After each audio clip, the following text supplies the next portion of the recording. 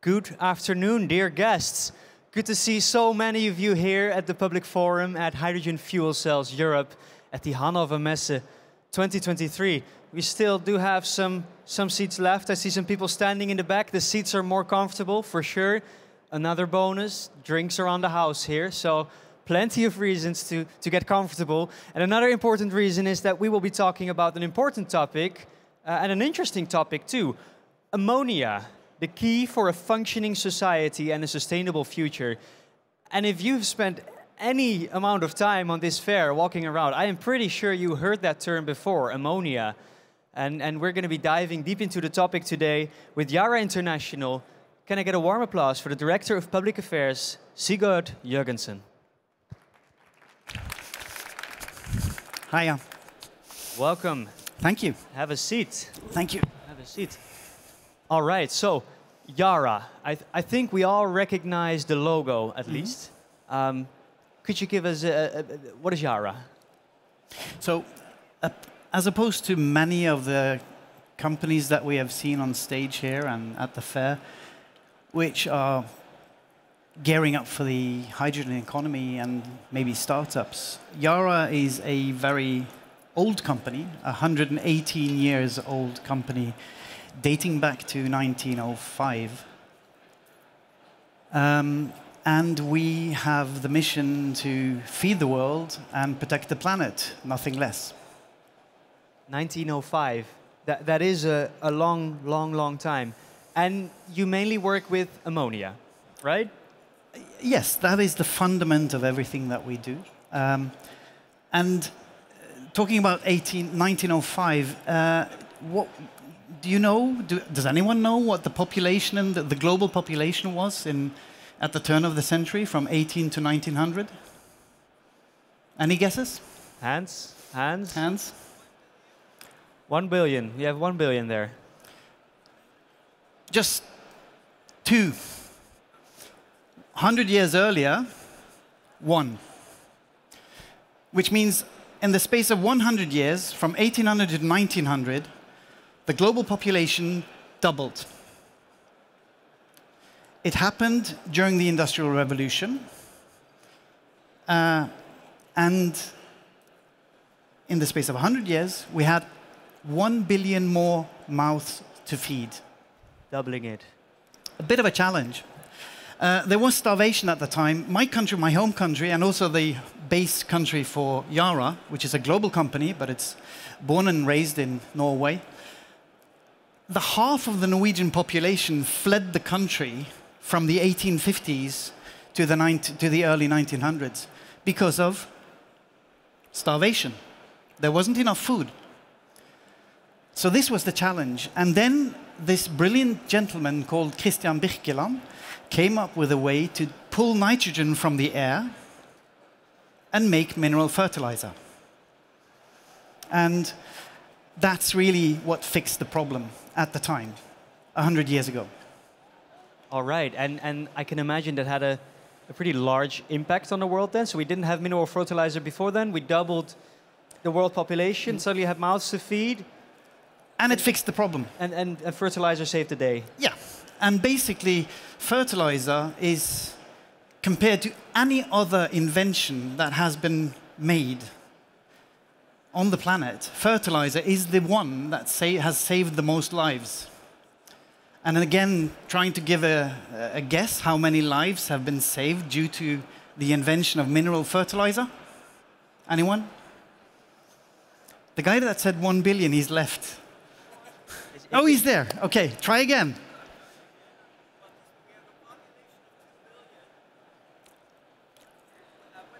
No, so what we're talking about is how many lives have been saved by mineral fertilizer since the start up until now.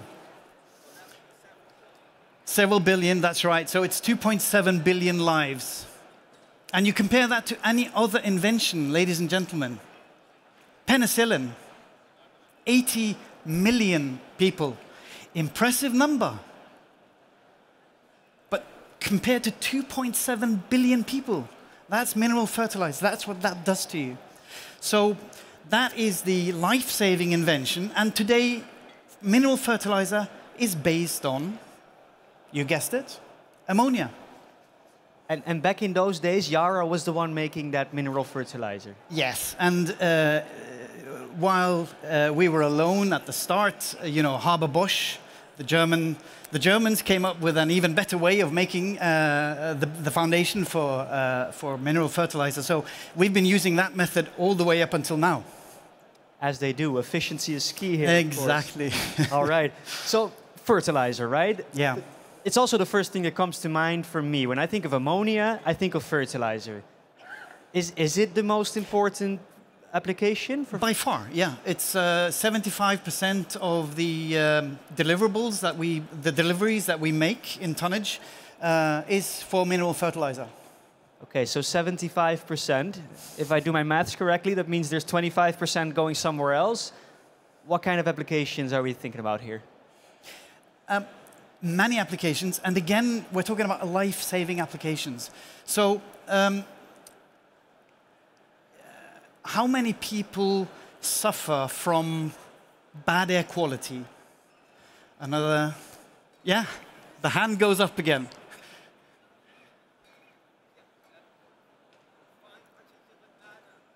Okay. So poor air quality kills 7 million people every year.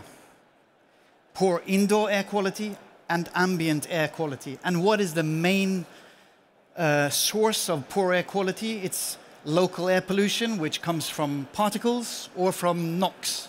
When you burn something, you produce NOx. We think about diesel cars, we think about the big plants, but even your house produces NOx. If you light a candle, you produce NOx. And if you have enough of them, and you close all the windows, you'll start to be heavy breathing. The point is that NOx kills, and legislators have reduced that number to 7 million people, 20,000 people every day. That's a reduced number. That's a low number compared to what it would have been if it weren't for, now you Q, do you have a guess? I mean, I know the answer. Oh, you do, I yes. know the answer. Yeah. If it weren't for AdBlue. AdBlue takes away NOx from diesel exhaust. Diesel exhaust produces enormous amounts of NOx.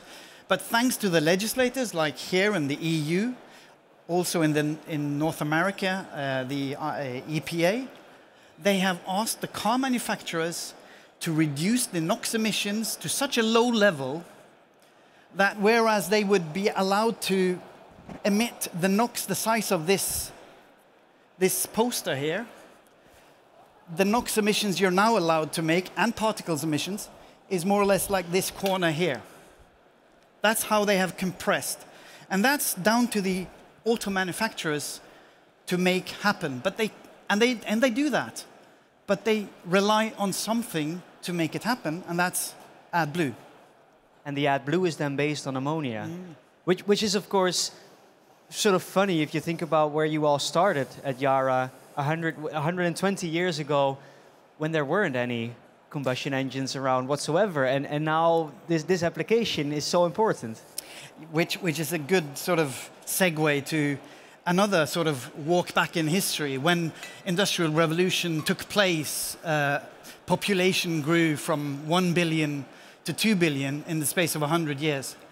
A lot of that population ended up in urban areas, in cities. And would you know it, London in the 1850s had a massive pollution problem. Both because they didn't have proper sewer systems. So basically the Thames was their sewer. But also because they needed transport, because this enormously rising population needed to move, and it needed goods transported in and out from London. And they had a massive problem with traffic jams, with traffic collisions and fatalities in traffic, with noise, and with pollution, would you know it? It sounds like modern-day London to me. Yeah, well, it's not, because back in that day, there were no cars, were there? What were there? Horses. 50,000 horses in London, producing between 7 and 15 kilos of excrement daily. You do the math. That's 500 tons of excrement every day. On the Times had an article in 1894 where they stated that in London, with the current rate of with the current horse population, by 1930, and this was in 1894, remember, by 1930, the London streets would be piled up with horse, pardon my French, shit, the size of 2.5 meters. Manhattan had 130,000 horses. An island where what to do with that manure. By 1930, the Times reckoned, it would reach the windows at the 3rd story. What was the saving grace? At the time, what was the saving grace? What fixed the problem? Right, the car. And it was invented right at the time when Christian Birkeland invented fertilizer. The car saved the world from pollution. The irony. Listen, I mean, we are drowning in GHG gases and NOx now because we found the best solution there was 100 years ago. So we go in circles, don't we? We do go in circles, and makes me a bit worried if I look into the future. What's going to be hydrogen's horse shit, let's say? I think that is a super question, and I'm not going to venture a guess on that one, but I think at least it teaches us that we shouldn't trust blindly those best ever solutions to everything.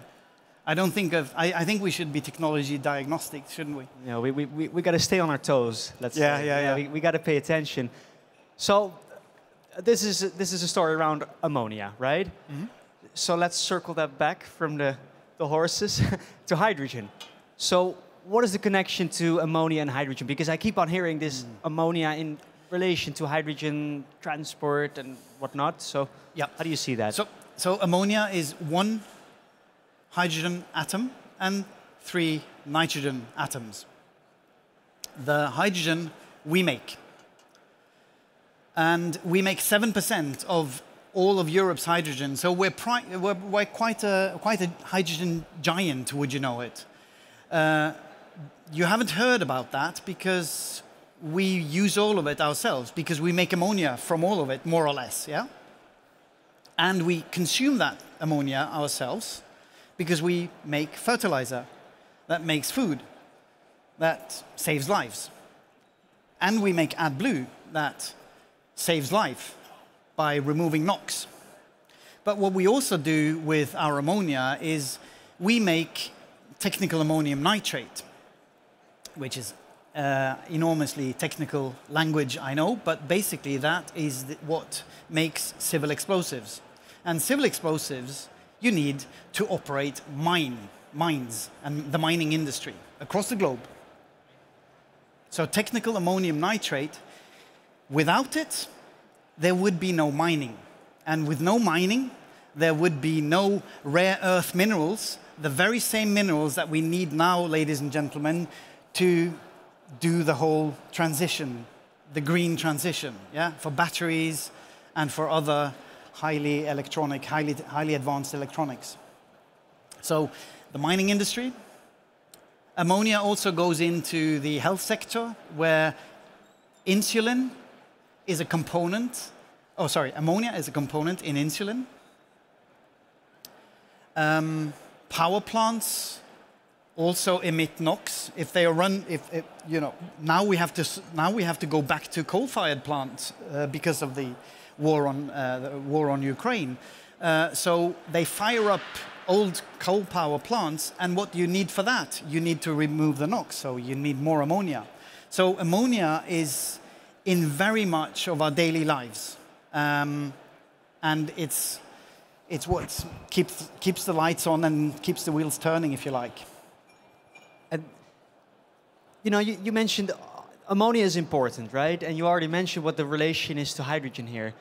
But if we look at all of the ammonia that you produce today, I would say most of it is still gray. Is it not? All of our ammonia today is grey. It comes from natural gas. So the solution to the pollution this time is decarbonization. And that's a hefty undertaking. We're on it.